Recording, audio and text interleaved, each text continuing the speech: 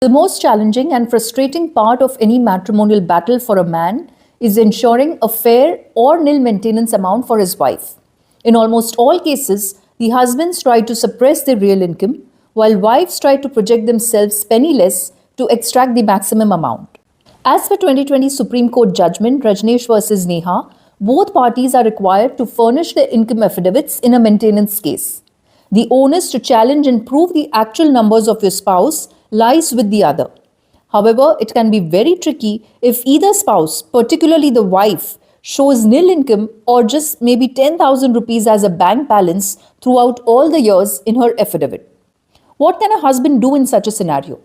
In a current order passed by the Central Information Commission, that is CIC, either spouse has the right to acquire generic income details of the other through an RTI, that is Right to Information application. While this order is not unique, and there have been several precedents of the same in the past, it is important to share current judgment with our viewers to keep them updated. Now, what was this case all about? A husband had moved an appeal against the Income Tax Department that they had refused to part with the income details of his estranged wife under the RTI Act. The appellant submitted that his wife deserted him and then filed for a divorce and maintenance case. According to the husband, his wife is an engineer by profession and had been working at a government-owned public sector undertaking in Tamil Nadu during the financial years 2010-11 up till 2021-2022. Now, since the husband was amidst a matrimonial case, he had approached the IT department to seek information about his wife's annual returns over these financial years. The chief public officer, that is the CPIO, had rejected the plea, saying details sought related to personal information and their disclosure would cause unwarranted invasion of the privacy of the individual. The first appellate authority also upheld this rejection, citing that the personal information of third party stood exempted from disclosure under Section 8(1)J of the RTI Act unless it involves a larger public interest. When the same was not complied with by the concerned authorities, the husband then appealed the matter at a higher forum. So what was the final decision in this case? After hearing both sides, Information Commissioner Vinod Kumar Tiwari ruled in favor of the appellant husband. Reliance was placed on earlier judgments of both Supreme Court as well as different high courts where generic income details of a spouse amidst a matrimonial dispute are permitted. Accordingly, the public authority was directed to provide generic details of net taxable income or gross income of the estranged wife within 3 weeks. All that a CPI needs to ensure is that the appellant was the legally wedded husband and there was a matrimonial or a maintenance case pending in the court. Now, as per our experience while speaking to several husbands who have filed such RTIs, you will most likely face rejection initially, but ultimately the appeal will be allowed. While the same must actually become a rule by default, unfortunately, the end-to-end process may take up to 1 or 1.5 years, depending on the details sought. A couple of years ago, we had conducted a detailed interview with one of the advocates from Delhi who had managed to get this information in his client's case. In case you wish to understand the detailed process, you can watch that interview in the description link of this video. I am also leaving some of the case references for you in the description link, which can be used in your respective applications. A love marriage, job sacrifice, wife's affair, daughter's birthday, and then husband's murder. A shocking report has emerged from Uttar Pradesh's MEERUT, where a man named Saurabh Rajput was murdered brutally by his wife Muskan Rastogi and her lover Sahil Shukla. This story once again affirms how husbands have been rendered lawless against the adulterous nature of their wives. What was this case about? Saurabh and Muskan had a love marriage in the year 2016. Though Saurabh was working with the Merchant Navy, he quit his job to solely devote more time with his wife post-marriage. But quitting his job did not go down well with his family, and thus the couple left the matrimonial home and started living in a rented house. The duo was blessed with a daughter in 2019, but soon these happy times were cut short as Saurabh learned about Muskan's affair with his friend Sahil. Matters turned worse and the couple had started contemplating filing for divorce. But then the husband developed cold feet as he was concerned for the future of his just born daughter, and thus he withdrew his consent for divorce. Now, Saurabh was determined to start his professional life again, and so he rejoined the Merchant Navy. And in the year 2023, he left India for his work assignment. By now, Muskan and Sahil's affair was at its peak, so much so that they had decided to eliminate Saurabh permanently from their lives. On February 24th this year, Saurabh returned to India to celebrate his daughter's birthday that happened to fall on the 28th of the same month. On March 4th, the wife and her lover had pre-planned to get rid of Saurabh, and thus Muskan mixed sleeping pills in his food. Once Saurabh fell asleep, Muskan and Sahil murdered him with a knife, chopped his body in 15 pieces, and put them in a drum sealed with wet cement. The duo was then planning to dispose of the body soon. Now the cover-ups begin. When neighbors started questioning Muskan about the whereabouts of her husband, she would tell them that he was spending time at some hill station. The wife believed herself to be so smart that she and her lover even traveled to Manali with Saurabh's mobile, clicked pictures and uploaded them through his social media handles to mislead people. But soon, Saurabh's family turned suspicious as they did not hear from their son for several days, and this is when they lodged a police complaint. Once the FIR was filed, police took Muskan and Sahil into custody, and after thorough interrogation, the duo broke down and confessed to this murder. The accused then even led the police to where Saurabh's body had been dumped. Since 14 days had passed to this horrific crime, the wet cement had turned hard and the police had to use a hammer to break the drum and recover the dead body. The condition of the chopped pieces of body was so bad that the entire drum had to be sent to the mortuary where a drilling machine was used to recover the remains. In a press conference, MEERUT City Police Chief Ayush Vikram Singh said, Saurabh Rajput's family filed a complaint when he was not seen for several days. He added, on suspicion, we took his wife Muskan and her lover Sahil into custody. During questioning, they said that on March 4th, they killed Saurabh with a knife. They admitted to chopping up the body, putting it in a drum and sealing it with cement. We have recovered the body and sent it for autopsy. We have also taken the two in custody and they will be presented in court. आज देर शाम थाना Brahmpuri police को इंदिरा नगर में एक murder की सूचना मिली थी। सूचना के आधार पर पुलिस जब मौके पर पहुंचकर जांच पड़ताल एवं पूछताछ की गई तो पाया गया कि एक सौरभ राजपूत नाम के व्यक्ति हैं जो कि मर्चेंट नेवी में कार्यरत थे। ये 4 तारीख को अपने घर आए थे और तब से ही ये देखे नहीं गए थे। शक के आधार पर इनकी पत्नी मुस्कान और मुस्कान का एक प्रेमी है साहिल, उसे पूछताछ के लिए पुलिस ने बुलाया था और पूछताछ के दौरान इन्होंने अपना जुर्म कबूला है। इन्होंने बताया कि 4 तारीख को साहिल ने और मुस्कान के साथ मिलकर जो सौरभ है उनके चाकू से मारकर हत्या कर दी थी। हत्या करने के बाद उन्होंने शव के टुकड़े कर एक ड्रम में डालकर उसे सीमेंट से भर दिया था। पुलिस द्वारा जो शव है उसको रिकवर कर लिया गया है। उस शव को पोस्टमार्टम के लिए मोर्चरी भिजवाया गया है और इसमें जो दोनों ही ये हैं साहिल और मुस्कान, इन दोनों को हिरासत में ले लिया गया, गिरफ्तार कर लिया गया है। परिजनों की तहरीर के आधार पर सुसंगत धाराओं में मुकदमा पंजीकृत कर लिया गया है। अब इन दोनों को ही माननीय न्यायालय के सामने पेश कर आवश्यक विधिक कार्रवाई की जा रही है। Now, interestingly, Muskan's parents, Pramod Kumar Rastogi and Kavita Rastogi, have called for the harshest punishment to their daughter, whom Saurabh loved blindly. Speaking with NDTV, the in-laws of the deceased said, when Muskan visited our home after returning from Manali, she confessed that she had killed Saurabh and we immediately took her to the police station. She told us, Mummy, we killed Saurabh. Kavita Rastogi added, our daughter was the problem. She got him separated from his family and now she has done all this. In all this mess, Muskan's family said that they are firmly with Saurabh's family, and Kavita Rastogi further stated, that's why we got our daughter arrested. They should get justice. He, that is Saurabh, put everything at stake, left his parents their property worth crores, and she got him killed. He was our son too. When the parents of the wife were questioned as to what punishment they want for their daughter, with teary eyes, the couple replied, she should be hanged. She has lost the right to live. Muskan's parents have also revealed a drugs angle to this case and attributed this to the motive behind Saurabh's murder. They concluded, Muskan and Sahil were into drugs and killed Saurabh because he would have stopped their meetups. Muskan told us that her friend Sahil feared that Saurabh would stop their drug sessions. The mother further said that Saurabh always supported Muskan. She added, when Saurabh left for London, we told him that she could stay with us. Muskan did not want to because she did not want restrictions. And Saurabh supported her. He was in London and our daughter lost nearly 10 kgs. We thought she was upset because he was away. We did not know that Sahil was pushing her to do drugs. Meanwhile, Saurabh and Muskan's 6-year-old daughter is now with the Rastogis. जो भी allegation लगे हैं, जो भी है, वो हम ही ने उसे अरेस्ट करवाया है. उसने हमारे सामने आके कन्फेस करा था कि मैंने ऐसे ऐसे कर दिया है सौरभ को. हमने कहा, हम एकदम तुरंत थाने ले गए उसे 4 बजे. और कब कन्फेस किया था? कल करा था 18 तारीख को.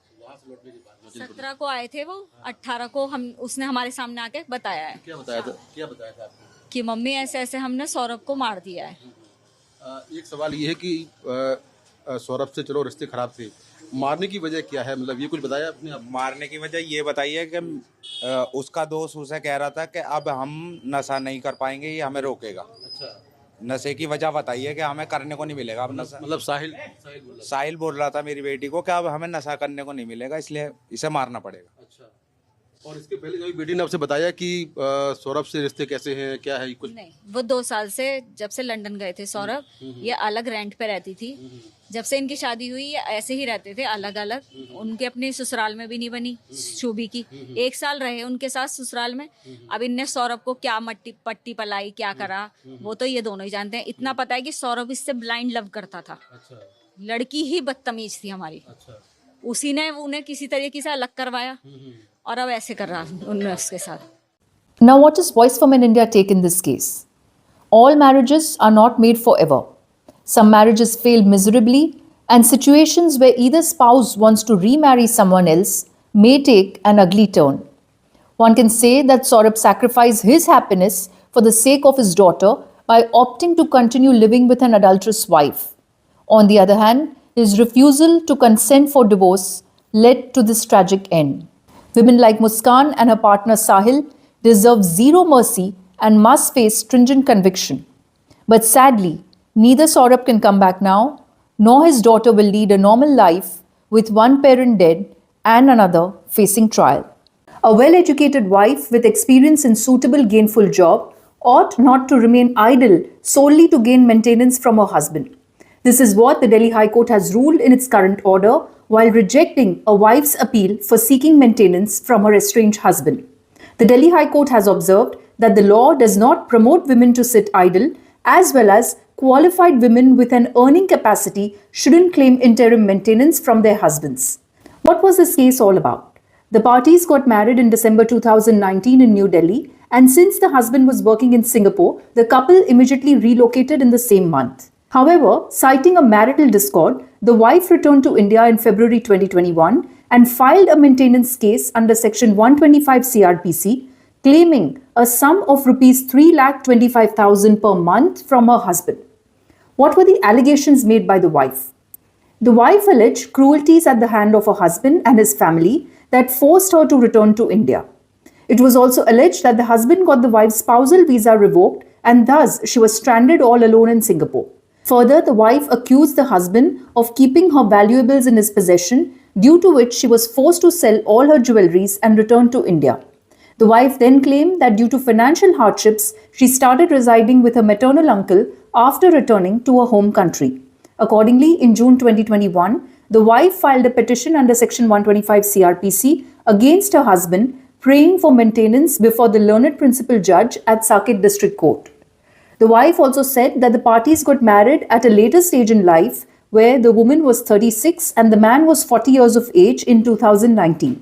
The wife admitted that she had acquired a master's degree from Australia in 2006 and also worked in Dubai between 2005 and 2007. However, she argued that post-2007, she was never gainfully employed and that her husband was fully aware of this fact during marriage. On the other hand, the learned counsel appearing on behalf of the husband vehemently opposed the wife's petition, submitting that the same is a gross abuse of process of law and thus liable to be dismissed. The husband argued that his estranged wife is highly educated and capable of earning, and therefore she cannot claim maintenance under Section 125 CRPC merely on the ground that she is unemployed. Adding further, the husband submitted that there is no evidence on record to suggest that the wife has even made any genuine efforts to seek employment after her return to India. On the contrary, the husband claimed that he had lost his job in September 2022 and was currently unemployed. Now, what were the family court findings in this case? The family court went through the evidence on record and remarked on the conduct of the wife, where she had not properly disclosed her education or professional qualifications. The court further noted that the crucial details of the wife's previous employment and self-employed business were brought on record by the husband. The learned principal judge thus arrived at the conclusion that the wife was earning sufficiently prior to marriage. Now, interestingly, the court also noted the WhatsApp chats between the wife and her mother, which were dated 31st December 2020, where the mother was seen chatting with the daughter and saying, "If you get a job, you will not get alimony." Since the wife's plea for maintenance was rejected by the family court, she appealed against this order in the High Court. Now, what were the Delhi High Court observations and findings? At the outset, Justice Chandradhari Singh of the Delhi High Court observed that while adjudicating an application for grant of interim maintenance, the court concerned must be prima facie satisfied whether such case is made out or not. The High Court said, while it is the duty of the husband to maintain his wife despite the circumstances, however, for grant of interim maintenance, prima facie satisfaction is necessary to determine whether the wife is genuinely in need of maintenance and the factors leading to such need of maintenance. The High Court then relied on the lower court findings on the wife's educational qualifications and her previous job profiles. With regards to the WhatsApp chats exchanged between wife and her mother, the Delhi High Court said, regarding the prima facie evidence of deliberate unemployment, the WhatsApp conversation between the petitioner and her mother, legitimacy of which can be determined at an appropriate stage of trial, wherein the mother advises that employment would jeopardize alimony claims, is particularly telling. This communication preceding the maintenance petition strongly suggests a deliberate attempt to remain unemployed to seek maintenance claims. Dismissing the wife's appeal for maintenance, Justice Chandradhari Singh said, "This court is of the view that qualified wives having earning capacity but desirous of remaining idle should not set up a claim for interim maintenance." Section 125 of the CRPC carries the legislative intent to maintain equality among the spouses, provide protection to the wives, children and parents, and not promote idleness. In light of the same, this court is of the considered view that a well-educated wife with experience in a suitable gainful job ought not to remain idle solely to gain maintenance from her husband. Therefore, interim maintenance is being discouraged in this present case, as this court can see potential in the petitioner to earn and make good of her education. Concluding the matter, the High Court remarked that they were unable to comprehend the fact as to why, despite being able-bodied and well-qualified, the petitioner had remained to choose idle since her return to India. Dismissing the matter, the Delhi High Court ordered, this court encourages the petitioner to actively look for a job to become self-sufficient, as she already has wide exposure and is aware of worldly affairs, unlike other women who are not educated and are completely dependent upon their spouses for basic sustenance. While this order comes as a fresh breather for husbands who have been trapped in this legal extortion by wives, every case is still dependent on the outlook of the judge and how determined he or she is able to set the record straight. You can read the entire Delhi High Court judgment in the description link of this video. How many crimes are committed by wives against their husbands? No one knows the actual number, but that does not mean it doesn't happen. On the eve of Holi a few days ago, a woman attacked her husband with a knife in Bhatoli village of Bihar. The wife struck her husband with a knife, attacking his private parts and also hitting his head with a brick, leaving him dead. What was this case all about? 35-year-old Mitlesh Paswan was married to Priyanka Devi. Priyanka murdered Mitlesh in a fit of rage as he had objected to her speaking with her lover on the day of Holi. According to the police, when the husband objected to the same, Priyanka attacked him with a knife, stabbing him in the groin. While the husband was rushed to the hospital, the doctors then declared him dead. Later, Priyanka was arrested by local police and the body has been sent for post-mortem. Speaking with Times of India, a sub-divisional police officer Gopal Mandal said, on the occasion of Holi, a dispute arose between the husband and wife over some issue. The wife attacked her husband with a knife on his private parts and hit his head with a brick. He died during treatment at the hospital. The accused wife has been taken into custody and she has admitted to killing her husband. The police are now further investigating this matter. The deceased's sister-in-law, that is his bhabhi, in a statement to media added, when Mitlesh came home after playing with colors, he and his wife began arguing. Hearing the commotion, I stepped outside and saw them fighting. When I asked them about the reason for the quarrel, neither of them told me anything. After calming them down, I went back to my room. The sister-in-law further stated that the argument between the couple soon escalated and Priyanka then struck Mithilesh on the head with a brick. She also cut his private parts with a knife and locked him up in a room. When Priyanka attempted to leave the house with her 3 children, she was brought back. Recounting this horrific incident, the sister-in-law concluded, "Despite my persistent questioning, Priyanka did not tell me what had happened. Much later, she said, 'Your brother-in-law is no more. When I rushed to the room, it was locked. With the help of local residents, we got him out. He was taken to the hospital for treatment, but the doctor declared him dead. We then informed the police.'" Indian matrimonial laws were always skewed against the men. However, with everyone finding a voice on social media, the other side against the male gender is now open for all to see. An Indian co-founder of a $10 billion HR company in San Francisco has claimed that his wife Divya cheated on him with a married man, and while they are in the process of getting a divorce, she has filed fake cases of rape and child kidnapping against him. The husband in question is Rippling's Prasanna Sankar, who is currently in India to file for his divorce. On Sunday, Prasanna took to social media seeking help from the media to amplify what he had been facing amidst his matrimonial battle. Prasanna shared that he and his minor son were on the run while Chennai police was trying to nab them due to alleged false complaints by his estranged wife.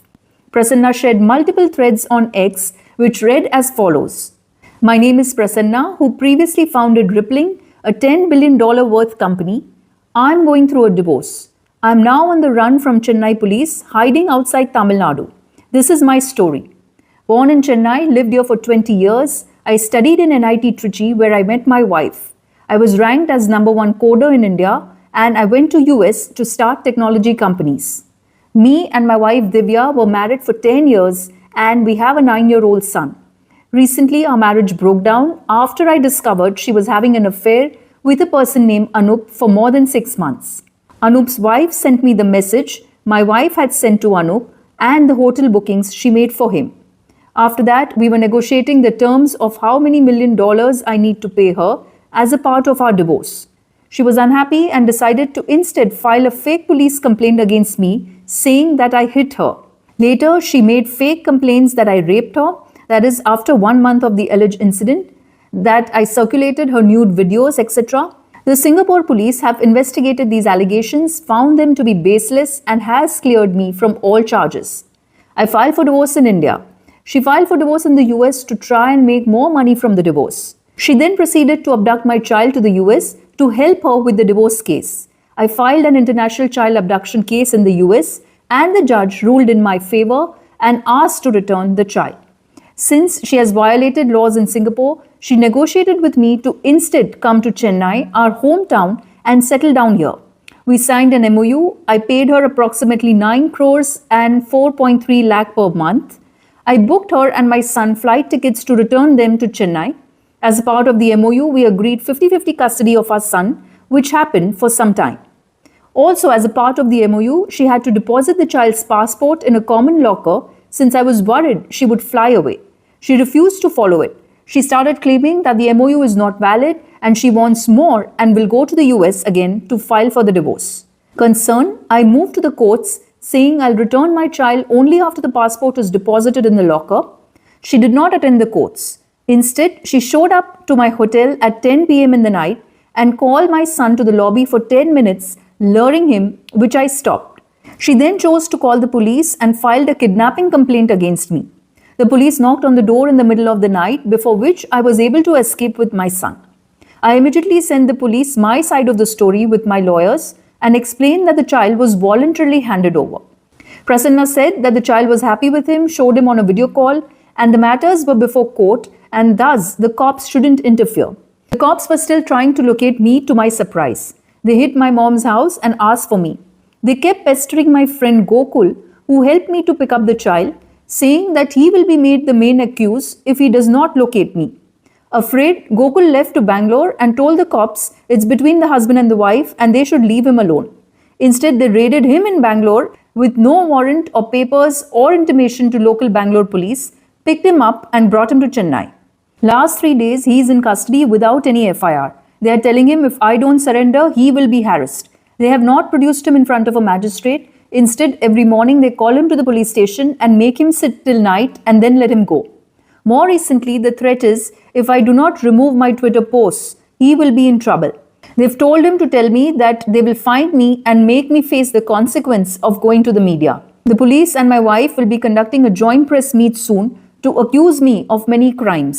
They've also asked my friend Gokul to sign saying that my social media tweets are false. On Monday, I'll be filing a don't harass for me in courts and taking matters through the court system.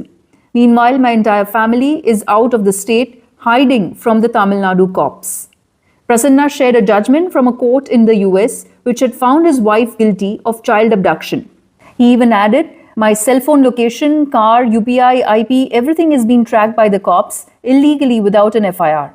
They even went and seized the phone of a caretaker to whom I had paid rupees 200 via UPI and hid the Airbnb where I was staying. Luckily, I got out before. Responding to all the messages that poured out in his favor, Prasanna concluded, to all supporters, to be clear, I am feeling the most alive right now and it's great. I built an empire from nothing. I can handle this even if a state is on the other side. I am a survivor, not a victim. In another post shared by Prasanna, he has also accused the Tamil Nadu police of demanding bribe in order to release his friend. Prasanna shared, do I know any media people? The Thirumangalam Chennai police station is harassing me for money, knowing that I am a successful founder. The AC and the SI have asked me for 25 lakh to release my friend who has been in custody. Please RT for support. Prasanna also added that the police had asked his lawyer Prem Anand for money, which he had apparently arranged against his advice. He said that my lawyer has paid rupees 2 lakh to take care of the situation. Prasanna then added that once the cops learned that he was a wealthy man, they wanted a lot more. The most recent demand was rupees 25 lakh. They went across state lines to Bengaluru to arrest my friend without following any police protocols of informing the Bangalore police. Hello, என் பேர் பிரசன்னா. நான் சென்னையில் பிறந்து வளர்ந்தவன். நான் யூஎஸில் போய் ஒரு $10 பில்லியன் கம்பெனி ஆரம்பிச்சிருக்கேன். நான் ஒரு டெக் ஆண்டர்ப்ரனர். நானும் என் ஒய்ஃபும் ரீசெண்டாக டிவர்ஸ் கோத்ரூ பண்ணிகிட்ருக்கோம். அதில் என் பையனை 50-50 கஸ்டடி வச்சுக்கணும் அப்படின்னு நம்ம எம்ஓயூவில் சைன் பண்ணியிருக்கோம். அதில் டேர்ம்ஸில் என்கிட்ட கஸ்டடியில் இருக்கும்போது என் ஒய்ஃப் பையனை தூக்கிட்டு யூஎஸ் போடுறதுக்கு பிளான் பண்ணாங்க. அப்போது எம்ஓயு படி அவங்க பாஸ்போர்ட்டை டெபாசிட் பண்ணோம் அப்படின்னு சொல்லி கோர்ட்டுக்கு மூவ் பண்ணோம். அப்போது கோர்ட்டுக்கு அவங்க மூவ் பண்ணாமல், கோர்ட் ஹியரிங்க்கே ஷோ அப் ஆகாமல் போலீஸை போய் ஃப்ரெண்டு பிடிச்சிக்கிட்டு என் மேலே ரெய்டு போடுறாங்க. பையனை தூக்கி கொடுத்தா தான் விடுவேன் அப்படின்னு சொல்கிறாங்க.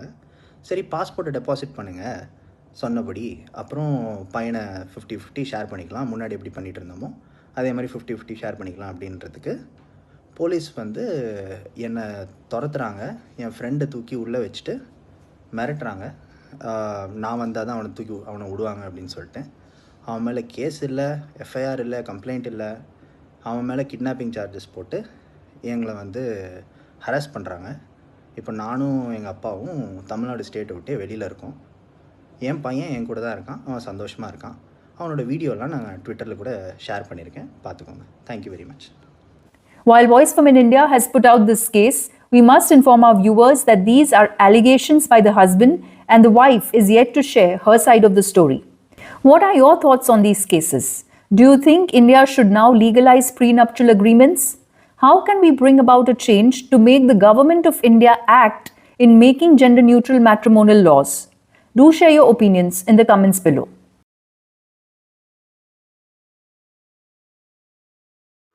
ये शादी हुई थी अप्रैल 2015 में। ये अरेंज मैरिज थी। मेरे पापा के एक नोन थे, मतलब हमारे दूर के रिलेशन में ही आते थे। अभी वो नहीं है अनफॉर्चुनेटली, नहीं तो शायद चीज़ें कुछ और होती। उनके ज़रिए हुई थी। उनकी डॉटर इन लॉ है, उनकी भाभी की ही बहन है, मतलब कुछ दूर का ही रिलेशन था और लगभग 9 साल हो चुके हैं शादी को। इनकी एक अब तो जून में वो 4 कंप्लीट करेगी। जब ये इंसिडेंट हुआ था तो 3+ थी बच्ची। ये 13 सितंबर के मिडनाइट में ऑलमोस्ट 106 के अराउंड मेरे पास कॉल आई थी मेरे अंकल की वाराणसी से। उन्होंने बताया कि मतलब नोएडा में कुछ हुआ है, मोनू बेहोश है। मोनू मेरे भाई का, निशांत भैया का निकनेम था। तो उन्होंने बोला कि मोनू बेहोश हो गया है। मेरे पास निधि की कॉल आई थी, निधि है निशांत भैया की वाइफ का नाम है। तो उन्होंने ये बताया कि पता नहीं तुम लोग को जाके देखना चाहिए कि वहाँ पे क्या हुआ है। मैं उसका नंबर ट्राई कर रहा हूँ, उसका नंबर स्विच्ड ऑफ जा रहा है। Keep following us on our social media handles, that is X, Instagram, Facebook, and Telegram. The ID is @voiceformenin. You can read several other articles and legal judgments on our website, voiceformenindia.com. If you find value in our videos, please consider giving us a like and sharing the same ahead to spread awareness. Lastly, do hit the bell icon and subscribe to our channel Voice for Men India so that you can be regularly updated with new videos. That's it from me as of now. Thank you very much for watching. Namaste. Jai Hind.